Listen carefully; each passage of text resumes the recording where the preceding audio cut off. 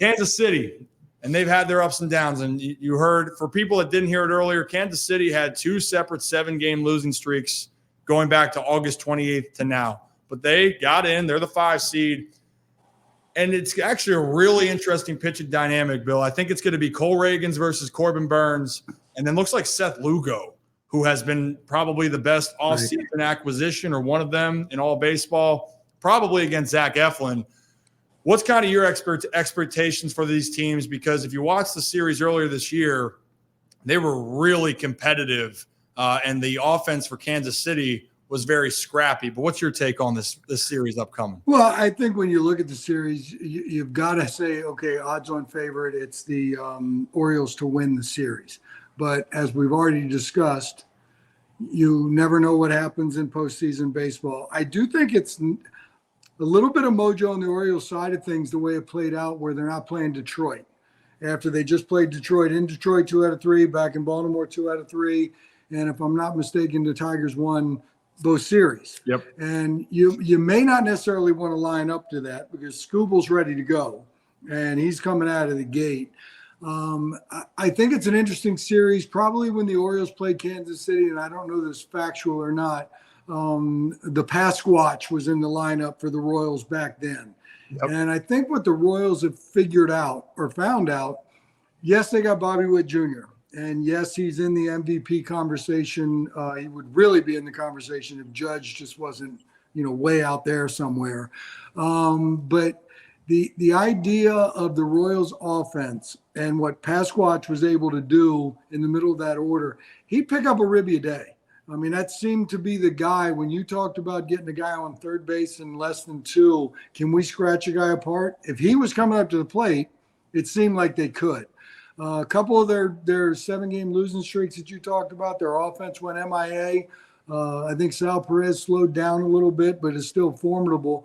They do have Bobby Witt Jr., and they've got young pitchers that can go out there and throw. You mentioned Lugo. I think it's a great story. Leading American League in wins, I believe, is the thing that he's done.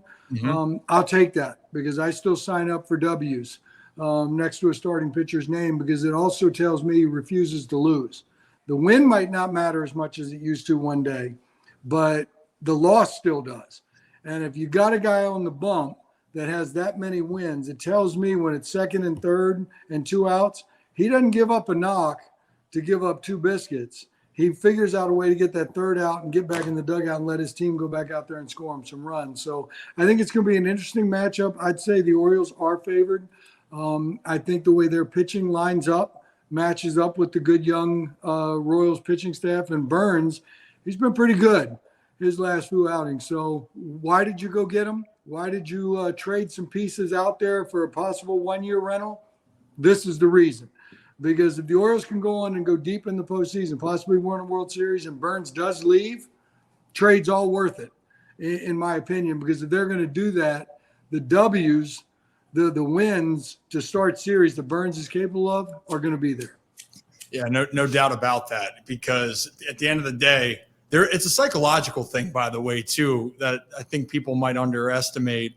When you see a guy go on the bump every 5 days and you win the game, right? Yeah, if a guy pitches well and you lose, say he gives up 1 or 2 earned runs, but you find a way to lose, psychologically you're going, man, we just can't figure it out with that guy on the bump. It does take pressure off, but I'm with you. Corbin Burnes, he has all of the stuff that you want in an ace that can go out there. The only thing he doesn't do very well, and Kansas City exploited this, he doesn't hold runners at first base on too well. He's okay with just saying, hey, go on and take second base. Kansas City is very aggressive on the base paths. Bobby Witt Jr., obviously a dual threat player there. And the last thing I'll message with, Vinny Pasquantino is his name for those that don't know. The Pasquatch. It's easier for me to say Pasquatch because I ain't going to get the whole name out.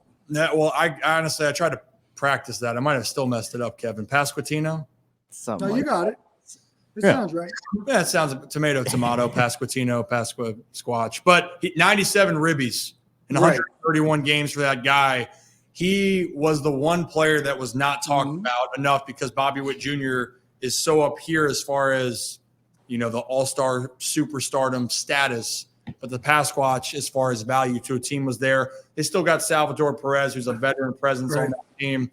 But how about you talked about the Royals and the possibility of Burnes not doing one thing well, and that's holding runners on. Yeah. Don't let them get to first. I mean, we can simplify that.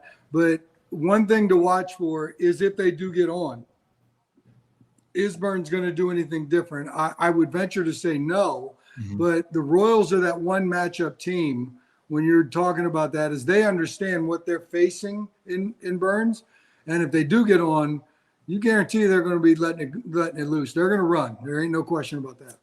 Yeah, no doubt about it. I guess that's what everyone loves to hear in Birdland when it comes to that. But if you you do what you're supposed to do and don't let them get on first, and we don't have that conversation. Correct. Well, let's talk about Bobby Witt Jr. and the other guy in this matchup, Gunnar Henderson. We got the matchup of two superstar shortstops. Now, both of them, two different waves here, two different paths in the second half. You know, Bobby Witt Jr., it looked like he was going to hit 480. It felt like at one point, you know, he simmered down, but still a phenomenal season, making MLB history, with a 30 home run season, 30 stolen bases. Am I losing my mind on this, guys, now? No, you're not losing your mind. Well, I'm losing my mind for a lot of other reasons, and the hair. Thank you for that side of the family. Thank you for that. But Gunnar Henderson was also heating up in September, but no one really talked about it. Gunnar was almost approaching hitting 350 for the month of September. Right. What's something then you're looking forward to? Because the one knock that still happened, Gunnar's defensively still has made a few more errors than probably he would like to. But what's something you're expecting, at least for these two guys, as they head into now? Bobby Witt Jr. is going to be his first postseason, and Gunnar Henderson number 2. All right, let's have an on-air production meeting right now as we go. Let's do it. Get your man behind the glass to be pulling up stats, or you can do this while we go. But how many errors and miscues did Bobby Witt Jr. have last year? No, that'd be great. And then compare that to Gunnar as we go, because Gunnar is 1 year behind Bobby as far as time in the big leagues. Mm-hmm. And maybe that was a little bit of a slow play by the Orioles in bringing Gunnar up, because I know there was some time that people were calling for let's get Gunnar up here to the big leagues a little bit quicker. So service time and things like that, he's 1 year behind as far as playing everyday shortstop at the big league level. And I'm pretty sure there was some chatter last year on Bobby and some of his defense and some of the things going awry. And look, when you're young and you're emotional, and I think that Gunnar certainly falls into that category. You can watch him punch out. It's a bat spike real quick. I'm okay with that. If a pitcher walks him, he's not happy. He's taking his gloves off and firing them towards you on deck circle. I'm okay with that. But when things kind of go a little bit awry, sometimes they can domino a little bit, or that snowball's rolling down the mountain and it gets a little bit bigger. I trust the fact that Gunnar Henderson can make every single play that a big league shortstop has to make. And when you get into a little bit of a routine and a groove where you are making the plays becomes, to me, secondhand. And I think sometimes when you make a miscue, the baseball gods are kind of evil out there. The ball will find you in an awkward kind of way, and then another one happens. Then your mind kind of gets going as well. But I don't think that either one of these guys, when you put them out there on the defensive side, I didn't view Bobby as a defensive liability last year. I don't view Gunnar as a defensive liability this year. I think if I was at the top step of the dugout as the manager of either one of these teams, and there's 2 outs and a man on third and a ground ball to hit to either one of them, I'm walking out shaking hands, because I think the game's over, because that's what I trust with these kids. Errors happen in the game, and I think they happen a little bit more with younger players. And let's not lose sight, Gunnar and Bobby Witt are in the big leagues well before most people ever even dream about that first day in the big leagues. So how did our on-air production meeting go with defensive stats? And let me see if I'm holding any water in my pail. No, well, they're interesting. I mean, Zach, you want to read them off here? Yeah, so last year, Bobby Witt Jr. committed, in 2022, he committed 19 errors. Last year, it dipped down to 12. Okay. And then, this year, it's back up to 15. So did a little bit better last year, but 2022 was definitely okay. So the 1 year before it was where people were questioning it, and people were. Yeah. Now there's 0 people, questioning that. And I think that Gunnar, because you're talking about 3 full seasons in the big leagues with Bobby Witt, right? This is Gunnar's second full season. So the 1 year timeline is kind of there. But I still trust the fact if there's a ground ball to be hit to anybody in my infield with a man on third, 2 outs, and I'm protecting a 1-run lead, I'm going to protect it with Gunnar. Yeah, I mean, I think that it's a good point that these players are so damn good and they're so damn young, and they're prone to make mistakes. The one thing, Bill, that I was noticing with Gunnar, and I think he's your long-term answer there. Sure. I think part of it is too, which I think is different. Gunnar was drafted as a shortstop, but he wasn't necessarily developed to play shortstop in the minor leagues. They had him playing third base. They had him playing shortstop. Coincidentally, did the same thing with Jackson Holliday, who now is being asked to try to learn second base. That's a whole different discussion here, right? There's growing pains. And at the big league level, everything's more magnified. I've seen more, Bill, and maybe what would be fun one day to break down. And, Calvin and I talk about it a little bit too. It's Gunnar can make every single play. It's just some of the ones where you go, okay, if that gets cleaned up, it's all correctable. It's all fixable. That's the beautiful thing. And it's usually sometimes the cadence of how long you have to get a guy out. What's that internal clock? Where do you have to be on a ball in the shift that can get you in the right position, and also know who's running, how they're being pitched? There's a lot of different dynamics. I think when I've seen him make a miscue on a ball that should be made, I think he has more of a tendency to be moving forward at a rate that's not necessarily necessary. Mm-hmm. Meaning, if Sal Perez hits you a ground ball, there's no reason for me to be going that way towards the ground ball to meet it, because I can take my time and, as Calvin would say, sneak up on it. Mm-hmm. Find my good hop, see where the good hop's going to be, and sneak up on it. A little sneak attack. Instead, sometimes when a young player wants to go this way, the ball's hit and he goes, I'm going to get it. Well, sometimes that ball's hit a little bit harder than you initially thought it was. And now you got this motion and this motion happening, and you got a train wreck. And I think sometimes that young players have more of a tendency to want to go get something and a big hurry to get it, that might get themselves in trouble sometimes. You made a very good point, because I think if you draft a guy and you have some designs on him playing at your big league club, I think you can formulate a plan in the early minor league saying, this is my shortstop. I'm going to develop him as a shortstop. I want to see him play the shortstop position. I've talked about these guys that get to the big leagues early, and you said it. It's magnified at the big leagues because no one's watching the Bowie Bay Sox shortstop make an error and then talking about it over and over again. It's just not happening. Calvin, Chipper, Jeter, these are guys that all played full stops at every minor league season. And they saw an awful lot of things happening during those games that these guys, because they're so good, because they get to the big league so fast, probably missed out on some opportunities to see most situations arise at the minor league level. And when it does arise at the big league level and something happens where it goes wrong, then people want to talk about it. Yeah, it always is. And especially nowadays too. Someone asked me recently about, hey, is Bill getting on Twitter? He's getting on X to talk more. I go, no, he will not. But it's that day and age, everything's being thrown out on social media, right? Everything is being dissected from every walk on earth, essentially, if you're able to have access to it. You can talk about it. It can be discussed and taken in so many different ways.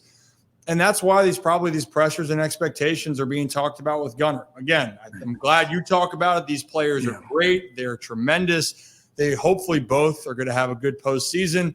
And one thing, again, youth, they're young. They're going to make mistakes. But speaking of being young, Kevin, I think where you wanted to ask a question here. And Bill, I know you'll have an answer. But it's about, it's not just Gunnar that's young on this team. In general, this Baltimore Orioles team is very young. And they had to learn some harsh lessons last year, and a lot of the guys in their first postseason, Kev. Yeah, and this is a really young team across the board, and they got a lot of their pieces back as the season went on, especially over these last couple weeks in September. But we all know what happened last year. They got swept by Texas, and after having an 100-win season, they win the AL East, and they go and be a team that was just dominant, a lot more dominant than people thought. How do you think that they can take the experience that they had last year and take that into this season and grow from it and learn from it and hopefully have a more successful playoff run this time around? Well, I tell you what, they ran up against a team that did not lose on the road last year in the postseason. They saw what the Texas Rangers were able to do and do to them. And I think this team, the one thing I do think in the Baltimore, I think the messaging is good. I think communication is good. I think there's a plan in place. And look, when the Orioles got pushed back a little bit, right, in the standings, and it got out of hand, but they go to New York and the bats came alive in New York. Because one thing about the Birds, they don't have Yankee-itis. They don't have Yankee Stadium-itis. Then they leave there with 2 out of 3 and go to Minnesota and sweep the Twins. All right, regardless, the Twins are going home. I get it. They kind of, did that to themselves as they went. But the Orioles just went on the road and won 5 out of 6 to end the season. And there is no question in my mind, there's been conversation in that locker room. Why can't we do with what the Texas Rangers did last year? And if you want to be honest and you want to look around the club and then you want to look at the Texas Rangers roster and what they were able to put out there last year during that run, could you make the argument that, yeah, why can't they do this? They certainly have the players to be able to go out there and do it. They seem to have this mindset of saying, okay, we're okay with this. And I do think they're young, and I do think they're brash enough where they can say, why can't we do what the Texas Rangers did? We don't like that layoff time. We got a bunch of young boys that like to go out there and play. They probably didn't know what to do with themselves last year during that time off. So now they're not going to have that luxury of having the time off. They got to go back out there tomorrow. They're going to post up and see if they can't get game 1 out of the way. And from game 1, I don't know what can stop them. If they knock Kansas City around in game 1, it might be just game 2, and then they might get their deserved off days for the next series. But I like the club, and I think that they have the attitude that they can do exactly what the Texas Rangers did. I mean, I think that's what everyone's hoping. And there are similarities. The reason why we keep bringing up Texas is just because, Texas had an ace that they lost for the season, Jacob deGrom. The Orioles had Kyle Bradish, lost him for the season, among other players as well. The Texas Rangers had the steal of the deadline last year with Jordan Montgomery. Zach Eflin and Jordan Montgomery's number when they went to their teams to make postseason runs, very similar. And also what they're going to be counted on doing is going to be the thing that I've noticed. And then also Texas could have the ball leave the yard in a hurry and very quickly and over again. Baltimore has that ability too. So I think that it's a great comparison. You just got to get hot, ride the momentum for one game,